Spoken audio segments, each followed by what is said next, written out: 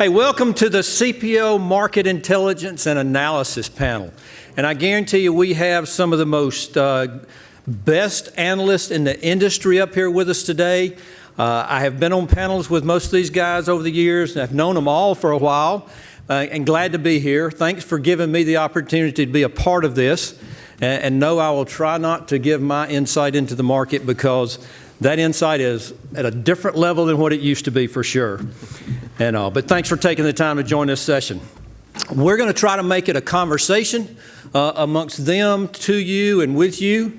And at some point during the session, we might even say, are there questions? Or if you have a question with something that gets brought up, hey, raise your hand. If the lights aren't too loud or too bright in my eyes, then we'll reach out and we'll try to answer those questions. We just wanted to make it a good conversation with the group here.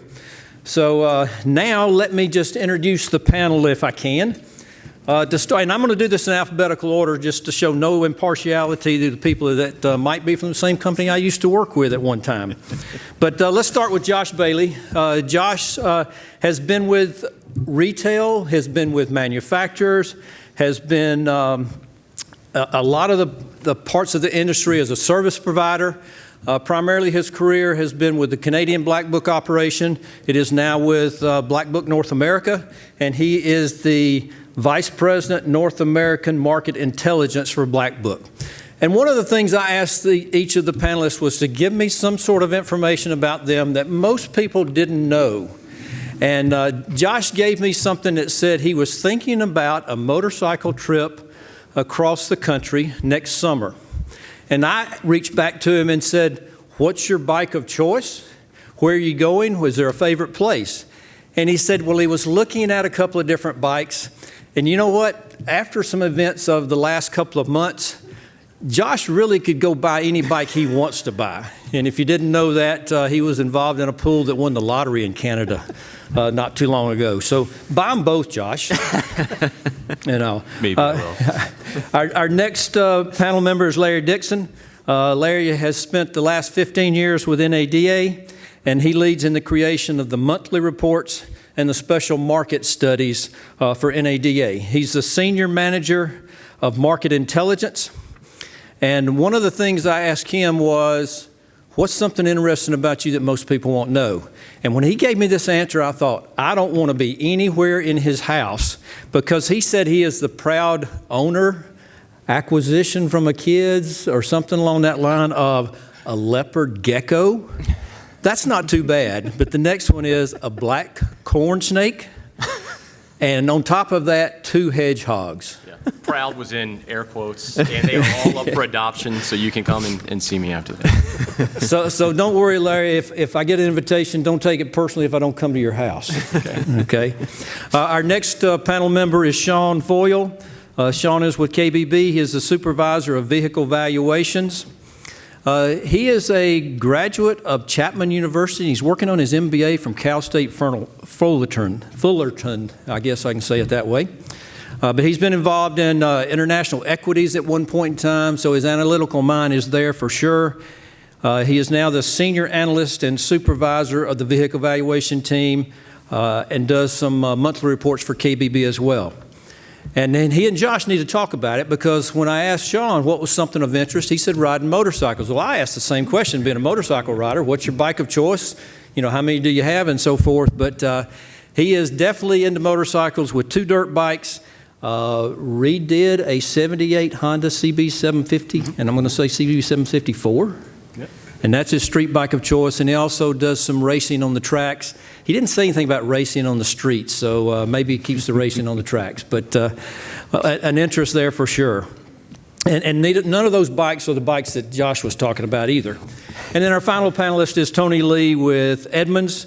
He has a BS from Cal State Fullerton, and he's responsible for the accuracy in Edmunds pricing, the true market value price, residual setting, true cost of ownership data.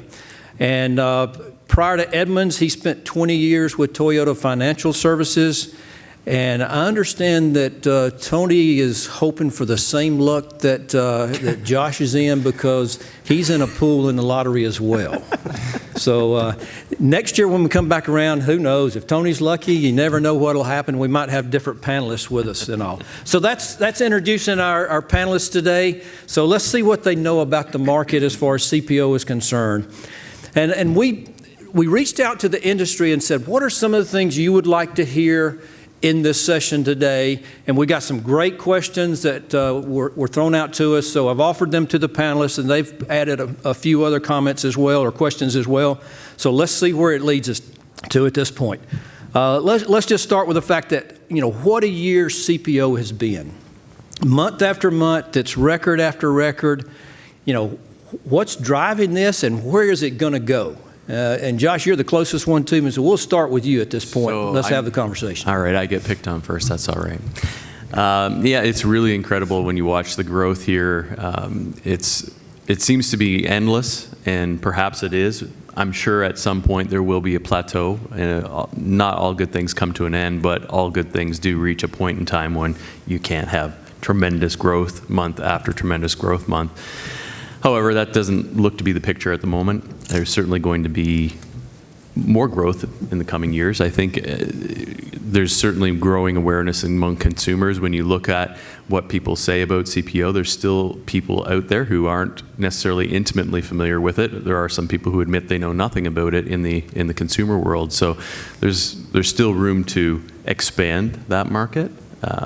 What the ultimate limit is, I think there's a question mark that hangs over that. Sometimes it will be determined by supply and how much captive finance companies and manufacturers need to move product into the market, and sometimes creating the market. The whole CPO market was a bit of a fabrication to begin with. So I think there's lots of things at play there, and certainly there's going to be more growth to come. All right, so this growth really is because of product that's there, so that goes back to the new car market. And if you look at new car sales levels, going to be a record year this year. So where do you think that's going to take us, not even just this year, but past 2015, and how is that going to affect the CPO market? I'll jump in. I think it helps. I think it helps certified pre-owned. You have people coming into dealer showrooms in larger numbers. We know that awareness for certified pre-owned is growing. However, it's still relatively low, particularly for used shoppers, which we saw earlier today. I believe it actually benefits CPO. Just used vehicle demand in general, we've seen has been stronger than I would say that most of us up here actually expected. So if you throw CPO on top of that, I think that just helps as things go forward. Yeah, it's no surprise really that to any of us that new car sales have been increasing. We've seen tremendous growth over the past year, past 2 years, 3 years, lease penetration increasing, and as far as CPO is concerned, that's going to be lagging these sales. So as long as we have increasing new car sales and leases increasing year over year, 2-3 years out, we're going to have a lagged increase in CPO following those new car sales and leases as those return 1, 2, 3, 4 years out after their initial sale. So, I'm sorry. No, go ahead. I agree with that. With at least penetration being up close to 30%, 2-3 years from now, we're going to see an influx of lease return, and so we're going to be seeing a higher number of CPO volumes as consumer learn to understand the benefits of CPOs. And jumping back to what Larry had mentioned about awareness. Awareness is definitely low, I would say, in the CPO realm, especially with millennials. Being a millennial myself and having these conversations with my friends and asking them what they want to do when it comes to purchasing a new car or a used car, and they don't know that option is out there, and that's going to be a huge thing going forward, that the not only the manufacturers but the dealers are really going to have to push that marketing of CPO as inventory increases. They're going to have to find ways to unload that, and it is really going to come down to marketing the fact that this is another option out there for consumers, and it's not just the typical buy new, lease a car, or buy a used car. There is that other option that dealers have to let the new millennials, the next buying generation, know about. Yeah, to tack onto that, we've seen in Power Information Network, or PIN data, that millennials They have shown a preference for leasing more so than the other generational groups. 31% of retail sales or retail deliveries to millennials year to date have been through leasing, which is ranks right up there. In fact, it is the most out of all the other generational groups. And I think 32% of all leases just overall are to millennials, which is 1 percentage point less than boomers. So millennials are on the ascension, or Gen Y, I should say. So there's that end-to-end solution, if you will, so they could come into the showroom and perhaps consider leasing, but not everyone can lease. You know, they can't meet, let's say, the miles per year requirement. So that's where CPO can come in and help satisfy a purchase for a Gen Y or millennial. All right, so leasing's growing, no question about that. And yes, there is going to be that 3-year lag, that it's still going to be good for another 3 years after that stops, as far as CPO is concerned. Financing drives so much of the sales in the U.S. What if interest rates change? What if the captives and the non-captives kind of change some of their lending standards? What will that do to the CPO market? What will that do to the leasing market as well? Any thoughts there? Well, used car rates typically have higher interest attached to them, or used cars do. So certainly that's a threat. And for CPO, in that case, there would very likely be more subsidy that needs to take place on rate subvention. So it would become more costly to support CPO programs, I would say. So there's certainly likely concern there if interest rates do increase from the captive finance or those offering CPO programs, for sure. Yeah, I think one of the comments that the IntelliChoice Awards had as a criteria for CPO, number one CPO, was special rates and financing. Right. Do you see that transporting into not just from the captives, but to the independent lenders? Any thoughts there?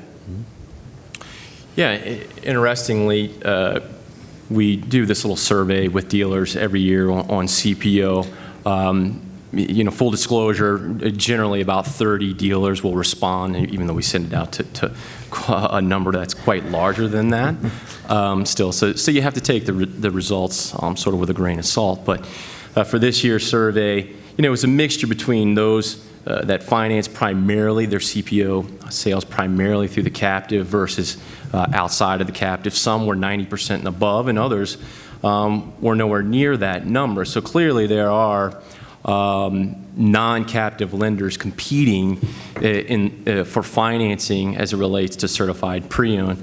And it's really, you know, the dealers are trying to do the best that they can for the customer to find them the best rate.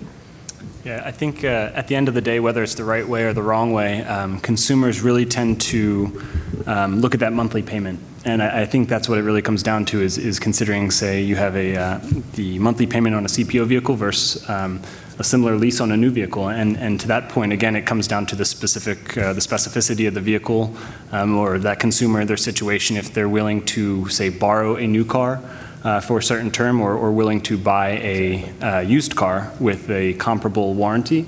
And so I think at the end of the day, like I said, whether it's the right decision or not based on financing rates, I think it comes down to that monthly payment and what that dealer and that finance institution can offer that consumer.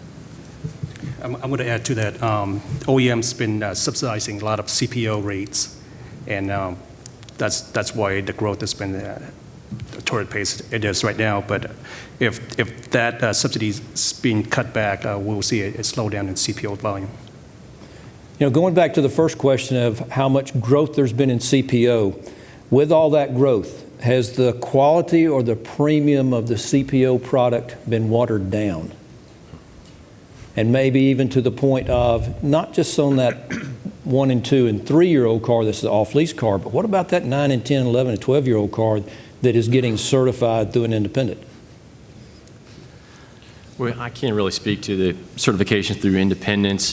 From what we've seen, you know, we really haven't seen certified pre-owned programs from manufacturers. You know, the details change much. In fact, they've probably improved slightly, and that's probably a reflection of the more competitive environment.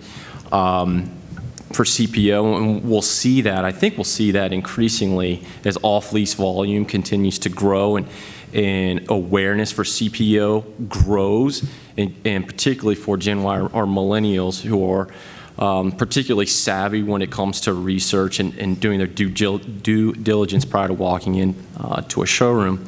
That diversification for programs change. Is the warranty transferable? Is there a deductible? Things along those lines. Certainly for those where there's no deductible, the warranty's transferable, there's not a fee. That's a competitive advantage that I feel should be touted. Yeah, I think if there's anything that could water it down, it's only if people who are getting into some of these not necessarily sanctioned by manufacturer programs, if there's anything that falls down on those, and like anything else in life, if your neighbor or your cousin or your sister or something goes and gets one of these things and has a poor experience with it, the certified label will be tarnished for those people around it. You tell the people around you that, yeah, I bought one of these cars, but it didn't turn out to be what was advertised to be. So I think then everyone gets tarred with the same brush, and that's really one of the only pitfalls in that respect. If they're all handled in a professional manner, all boats rise together. So I think that's... So it really comes down to, I think what you're saying is the integrity of that certification Absolutely. program, because if somebody has a great situation and somebody has a terrible situation, they're not receiving the same benefits, right? And so going back to the question about being watered down, I haven't seen that. I think what's going to happen is as you start to get more supply, you're going to start to have this more demand as more awareness comes. I'm going to go back to the millennials again, as they start to become more aware of this option. And with more demand is going to come more want for variety.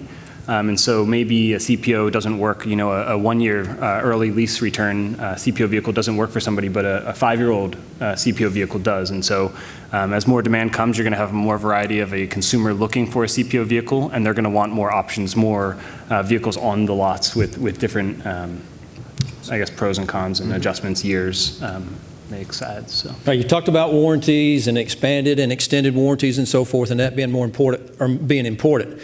What about with all the recalls?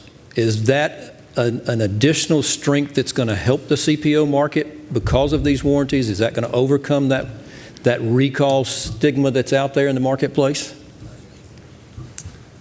Yeah, I'll take that one. So there's definitely more of an awareness now than ever regarding recalls. It's definitely something that's been obviously all over the news, and it's making people more aware. And I think what they're going to want is a way to avoid that when buying a used car, and there really isn't a way to avoid that. If you would have bought an unnamed brand TDI a few months back before all this happened, I think you'd be pretty disappointed right now. And just knowing that there was another option out there that you could have potentially bought this car under some kind of warranty, or know that you would have had a little extra comfort or protection with buying that vehicle, I think would have put a lot of people at ease. And I think people are going to be looking into other routes or mechanisms to purchase vehicles outside of your typical, like I mentioned before, used, lease, new car. And I think the talk about the talk about recalls will be even more emphasized in a panel tomorrow afternoon of some other guidebooks associates. And when that question was thrown out for that segment, I think just about everybody replied with some sort of interest in what are the recalls doing. So we'll touch base on that a little bit better tomorrow afternoon. Changing the market a little bit, and I know it's a small piece of the market percentage-wise. When you talk about hybrids and electrics, it's still less than 3% of the total sales in the marketplace. But what's the outlook for these type vehicles in CPO? Is there a more of a premium for that electric vehicle because of the CPO warranty? I would say, those types of vehicles as used cars still have question marks hanging over them for a lot of consumers. I think that as an industry, certainly we're well aware of them. We are not shy to say that they're fine. You can drive them day to day and drive them for a long period of time. And when you speak to manufacturers that have been building them for a long time, they've really done very little battery replacement over the last almost going on 20 years now with hybrids. But that said, there's, speaking to my friends, very few of them would consider a used hybrid. A lot of them won't consider a new hybrid, but particularly used, because the number one question that anybody has is how much is it going to cost to replace that battery? And no matter how many times you tell them, well, they don't really have to be replaced. There's very, very few of them that have ever been. But for the very reason that CPO exists in a lot of ways is that peace of mind. When we see the numbers, every survey that comes out, it's very commonly the number one reason people say they want a CPO is peace of mind, right? So when it comes to hybrids, peace of mind is an exaggerated part of the puzzle, I would say. Well, maybe in a different aspect is payment level of a new hybrid electric, because of incentives, overcome that confidence level of a warranty on that electric car through a CPO program. Does that overcome that? That's definitely a huge consideration, right? Especially in states that get more of that incentive, right? And so why go the used or CPO route when you can get a potentially lower payment on a new vehicle or a lease for that matter? Again, borrowing a new car versus buying a used car with comparable warranty. I believe the hybrid and electric market will continue to play a small piece, similar piece to what it does in the non-CPO market. Again, as far as certification costs, in my understanding, I believe they are higher for those vehicles as well. If you think of a hybrid or all-electric vehicle, it's more of a piece of technology or a piece of kit than it is a car in the buyer's mind, and they typically want the latest and greatest, and those are going to be the early adopters and the first movers to get those vehicles. And so I think it's kind of even more of a niche market to get an electric or a hybrid buyer into a CPO. It's a niche of the niche market, if you will. So I think it's going to continue to play a very small percentage or fragment of the overall CPO market. So yeah, I think that CPO is perfect for EVs. Take a Nissan Leaf. I think 2012 or 13 Nissan Leafs you can buy for roughly $10,000, give or take $1,000 or so, right? Yep. That's an incredible price, okay? Even once you factor in the federal and state incentives, and this is with extremely low miles. So that peace of mind factor, by certifying it, you help with that peace of mind. You help increase that peace of mind. And it would really, if demand is low to begin with, then why not certify them to help elevate that peace of mind and do the best that you can to stimulate demand. I mean, to me, it would be a perfect car for someone that doesn't drive a lot, a teen, for example, or an early 20-something who doesn't have to drive very far back and forth to work. So I think certification for EVs makes a lot of sense in certain cases, and you're just really not seeing a whole heck of a lot of it right now. Yeah, so I'll agree to the lower price point. I believe a lower price point vehicle validates a CPO. I think if you're looking at a $10,000 Nissan Leaf and you can certify it for you're just buying this vehicle, you're not financing this vehicle, I think it makes perfect sense. But if you're looking at a high 20s, $30,000 Ford C-Max hybrid with a certification cost that's going to cost you more than a comparable non-hybrid vehicle with a higher payment than you can buy it or lease it new. I don't think it's. I agree with you. I'm going to make sense. Yeah. Is there a mid 20 to high 30 C-Max used C-Max? I think it just jumps from 30 to 10. Yeah. Okay. Is there a segment or segments that you think are more important within the CPO market? Definitely. So I'll go with definitely going to be in the luxury segment where you see lease penetration over 50%, and a lot of those vehicles coming back, and those luxury buyers want that confidence. They're not scared to pay the extra money for the certified vehicle. That being said, that's the biggest part of the market now. That's where a lot of the advertising has been done. I think we've seen that in the past. Some of the only brands that my millennial friends know that have these CPO programs, you look at Lexus, BMW, Porsche. However, with the segment volume changing in the favor of smaller crossovers, SUVs, compact SUVs, midsize SUVs, I think we're going to see a huge trend going more towards those markets. Still luxury, mid-luxury level brands, but less of the full-size car and more into that ever-growing and hand-over-fist-growing compact SUV and crossover segment. Tony, you see anything with Edmunds data in regards to that? Edmunds data show a lot of CPO hits on entry-level luxury SUV. Entry-level luxury cars. The Lexus IS, the BMW 3 Series, Acura IOX, and the TOX. been getting a lot of volume hit on our website. All right, Sean just mentioned the compact cars, the mid-sized cars being volume vehicles as well, so that's important in the CPO market. Is it all just because of supply that's going to drive this CPO market? Because you got the supply because of high leases in luxury. Now you got these higher volumes on some of the compact cars and mid-sized cars. Is it all supply driven?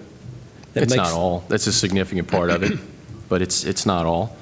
It's just having, I think, raising that, again, awareness that there's an end-to-end solution, new, certified pre-owned, and down to used, and that you're just creating more options for consumers.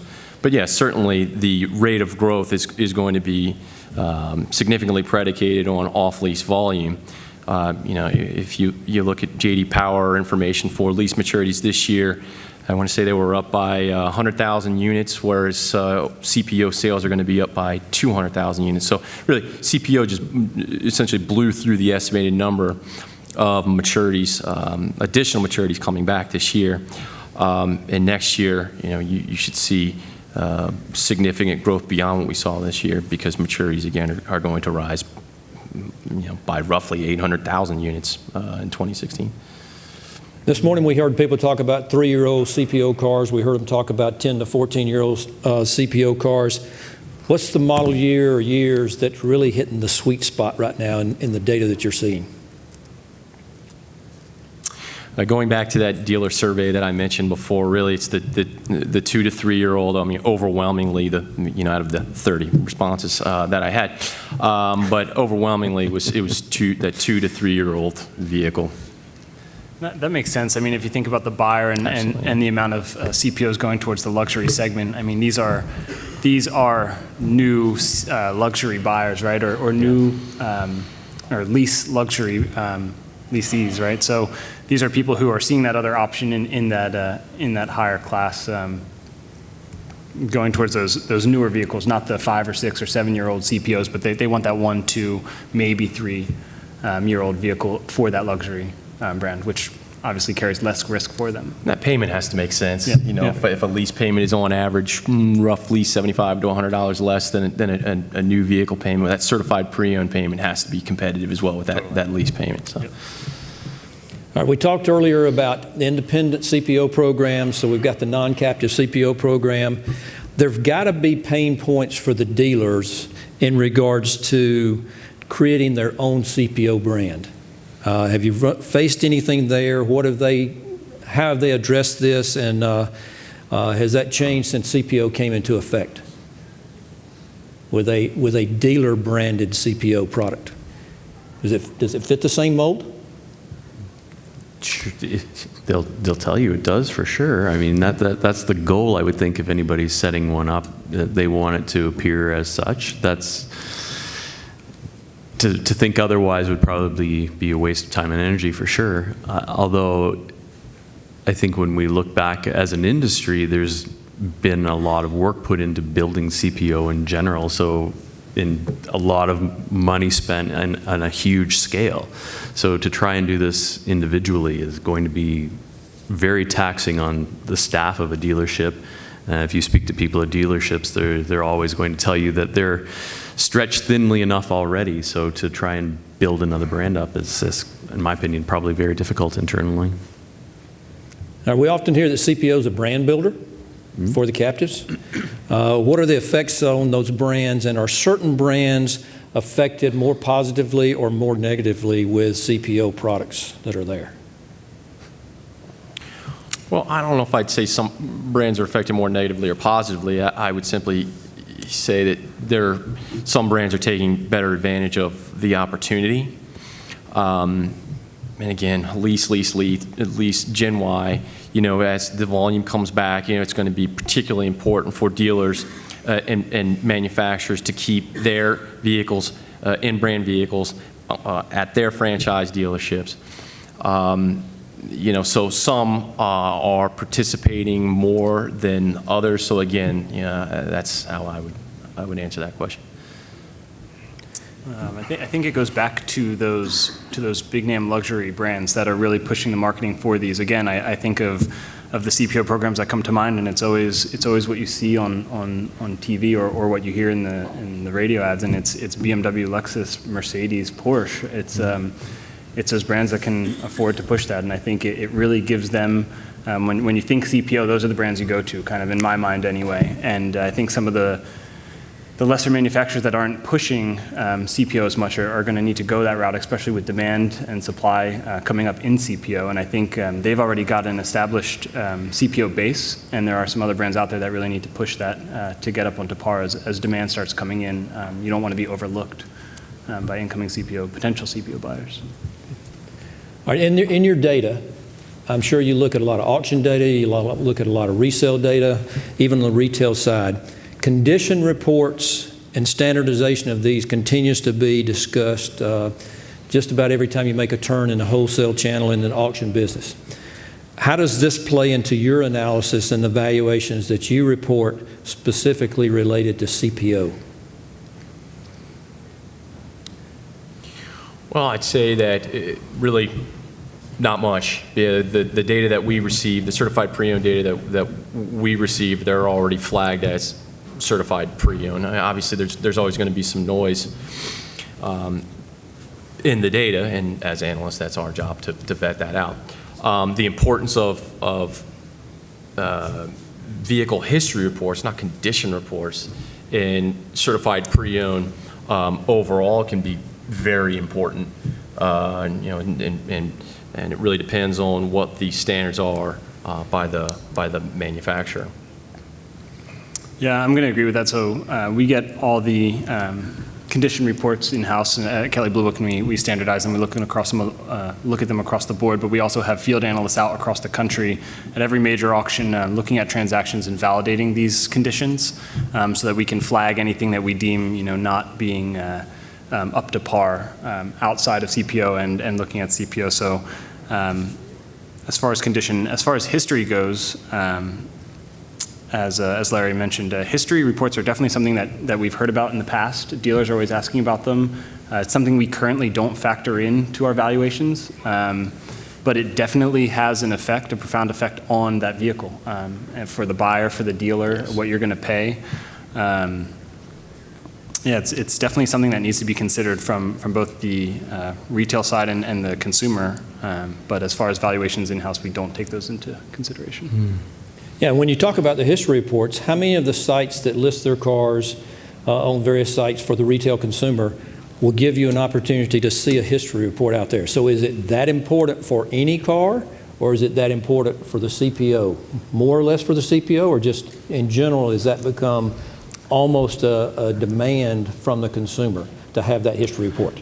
As a buyer, I'd say for any car, really, you're going to want to know that. You want to know that the price that you're seeing online and what you should pay for a vehicle is what matches up with the history. I mean, if we say you should pay X and the price of the car is listed at X, but then you pull up that history report and you see it's been in 3 accidents, it's not worth that much. And I think even more so maybe with CPO.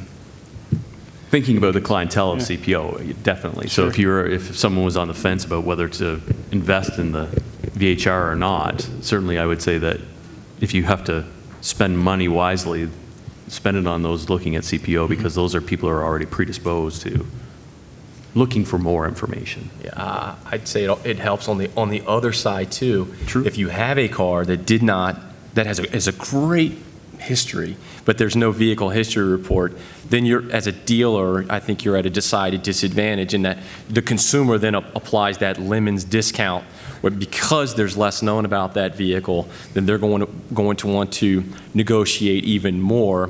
They're going to want to gravitate more toward a lower price. So the more that's known, the more you reduce that that lemons mentality. Yeah, I agree. Is a CPO program a wholesale program, or is it a retail program? It's a retail program. Yeah, it's a retail. So it makes it tough. I vote wholesale. So it makes it tough on the wholesale side to really put that kind of market value there? Does it make it a little tougher there? I think it does make it tougher to an extent. Particularly some of the feedback that we've gotten, and I'm sure you guys have heard the same when it comes to buying online and having justification for paying higher prices upstream rather than, you're either physically bidding in the lanes or some simulcast. We've heard frequently that causes some, some pain or indigestion on the part of the dealers, particularly if you're less experienced as it relates to CPO and you're not quite sure of what your grosses are going to be, your front or back end gross is going to be, and how quickly the vehicles are going to turn. That kind of goes off into another tangent about just dealer awareness and what the benefits are there. Something that was mentioned this morning was about technology, and the CPO buyer might be more interested in that latest technology that's out there in the marketplace. Is the technology related to connectivity, or is the technology related to safety items, such as blind spots, such as active cruise control? Where do you think that comes into play? Where's that technology important in this CPO program? So it goes without saying, I think, that the CPO buyer, when it comes to technology, is not going to be able to pull for the latest and greatest. They're not going to be those first movers and the ones who are going for the new car. That being said, I think there was a defined line, I want to say just a few years ago maybe, when all this real safety kit started coming out with blind zone technology and bird's eye view and all this real high-tech stuff that we hadn't seen in previous vehicles. And I think as sales start to increase now, we're going to start to see those vehicles coming back very shortly, and it will give them an option to get those vehicles. But yeah, I don't think the value is in the loss of technology. I think the value is in the CPO program itself and what you get with that vehicle compared to, again, borrowing a new car. Yeah, used car buyers are typically more accepting of what's available to them. They're Right. more often price shoppers than they are, as you said, Sean, they're not hunting down the latest technology. If it's there, they'll take it. Yeah. And the technology changes so fast, Yeah, too. exactly. Yeah, you're right. It goes back to the dealer needing to have that supply in inventory. I think it's going to be a matter of having that variety of CPO vehicle on your lot and not just that one vehicle that's your CPO vehicle that you're trying to turn. Agreed. And it gives you a nice gradient. You could have later model certified pre-owned vehicles where the technology is more akin to what you'd have on new vehicles. And then you have the more affordable, older certified pre-owned vehicles where technology and price point is more of a consideration. But explaining, we've been talking about this for years now, it seems like, but explaining what the benefits are to consumers in CPO and what the cost of ownership benefits would be, to help assuage those concerns about that additional premium. That's such a key, and it seems as if we made some strides, but it looks like there's still a ways to go. What I found interesting in Isabel's presentation earlier today, and in fact in the presentations that Auto Trader has done over the years, as far as the premiums are concerned, is that consumers say that they're willing to pay significantly more for luxury or mainstream certified pre-owned vehicles than what the premiums actually are. So there, I think you already have an opportunity. They're willing to pay more, even though they don't fully understand what all the benefits are. Any questions from the audience at this point? Because we're getting pretty close to the end of our time frame. I told these guys the time would fly by. Any questions from the audience? Okay. They said they're certified pre-owned certification based on their own criteria, whether it's a certain age or mileage. And I'm pretty sure they've got a bunch of statisticians that have figured out the most optimum age range and mileage range to help avoid cost and all that. Over the last several years, manufacturers have really improved the quality of their vehicles. There's a lot better cars out there. I think even the last one. So with that said, to improve quality of cars, do you think manufacturers should expand the criteria for certified pre-owned program? Maybe all the way up to 7 years, 8 years, even 100,000 miles, people that had 100,000 miles, would that be certified? All right, the crux of the question was manufacturers each have their own programs and the criteria of what they're going to certify and why. With quality of cars improving, should manufacturers expand that to higher levels of mileage, condition, et cetera? Okay. Any thoughts there? At the risk of sounding cynical, they don't really have the motivation to because they don't have to resell those cars. You're right, though. The quality of the cars is certainly to a level where, in my opinion at least, they could. Would it also reduce the price point for a lot of buyers that wanted the CPO vehicle? Yeah, it's a good question. So additionally, the question was, wouldn't it reduce the cost to other buyers? Yes, it would. It would introduce more people to the brand. So there is other motivation there rather than just selling off-lease inventory, in my With the opinion. addition of more risk, Yeah. of course. Yeah, But more that brings up a good point. I mean, vehicles in recent years are becoming more reliable, right? So that brings up the point that you can start pushing it back a little bit, but at what point does the risk overshadow the reward on those vehicles? So up to those statisticians. Yes. That might go back to one of the earlier questions. Would CPO be watered down if you expanded to that extent as well? Sure. Yeah. Any other, got one right here in the gray shirt? I'd like to talk about, this is back to CPO and all recall. And we've got vehicles being recalled every day, so dealers risk is growing. Today, we have lawsuit made against a Honda dealer, along with Takata. What do you see as far as utilization of vehicle history reports to balance the recall issue?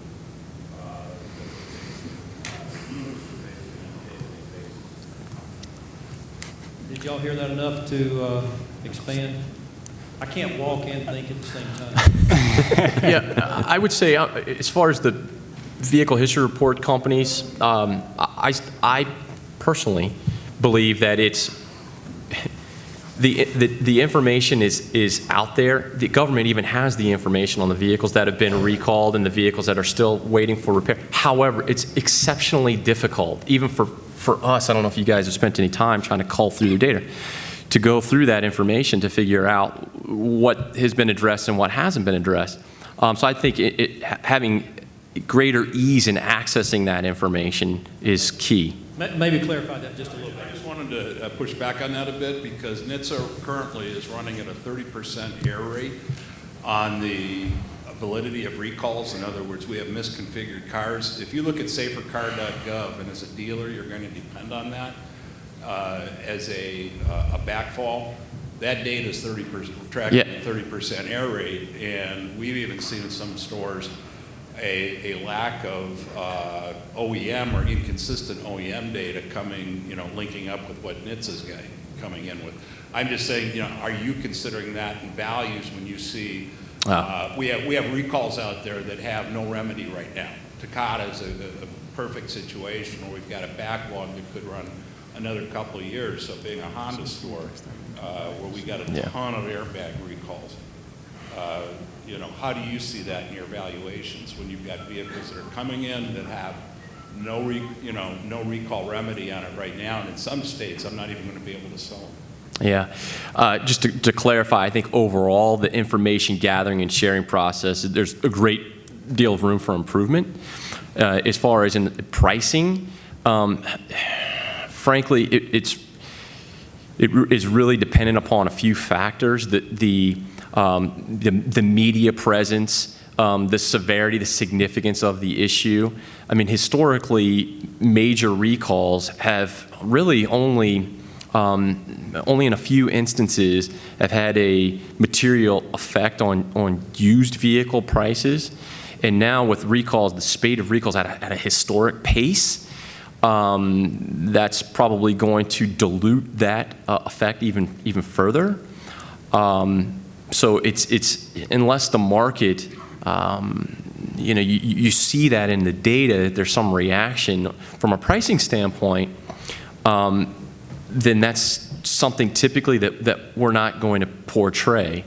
It would have to be in a large enough sample of the overall population to really dictate change in prices. The market would have to know that, and essentially what you would have is that issue baked into the transaction price, as we're seeing now with some of these TDIs, dropping Yes. 16 to 18% on average. I mean, the market is essentially determining what that detriment is, and then we're basing our pricing off of that transaction. So it's not an add on top, but rather reporting what the market is telling us for those So is vehicles. it really a CPO program or a used car market problem? I think it's both. Yeah. You got CPO, at CPO initiatives right now that are not going to certify open recall vehicles unless the recall is taken care of. So you're going to have vehicles coming in with open recalls that you're not going to be able to CPO, depending on the OEM and how they're setting up their program. So I just think for dealers, there's a huge risk out there that has to be, it's coming to a head. I don't think we're just seeing the tip of the iceberg right now. Yeah, exactly. Roughly And if 40 the government dealerships out passes there the, with you open know. recalls. We're running out of time, Ricky. Sorry. Yeah, I just want to frame it differently, though. If consumers genuinely cared about these recalls, they'd fix their cars. And when you look at the rate of unrepaired cars, it is astronomically high. So when you put it in that context, I think about my own sister driving around with a Windstar with 3 outstanding recalls. Right? She doesn't care. It's a pain in her neck to go and get it fixed. So she just drives it. So people don't seem to care. And we are running out of time. Yeah. Tony, we're going to start with you on this last question. What do you think is most important for our attendees today? As long as the OEMs support, market the program, I think we'll do well in the next couple of years. Larry? And just continue to raise awareness. Back to what Sean was saying earlier, you know, the marketing tends to, it appears anyway, to revolve around luxury brands. I'm going beyond 10 words. Luxury brands, but you know, it's imperative that we see more marketing for both consumers and for dealers, particularly around mainstream brands where you have off-lease growth. It's going to be the greatest. Sean? Yeah, marketing. Exactly. I think it comes down to supply is increasing, demand is going to increase, and the marketing spend needs to increase. Last word, Josh. Grow the middle. Grow the middle. Yep. All right. Well, thank you very much for your attention and interest here. Great job by the panelists, and hopefully I didn't interrupt them too much. Congratulations, guys. Thank you.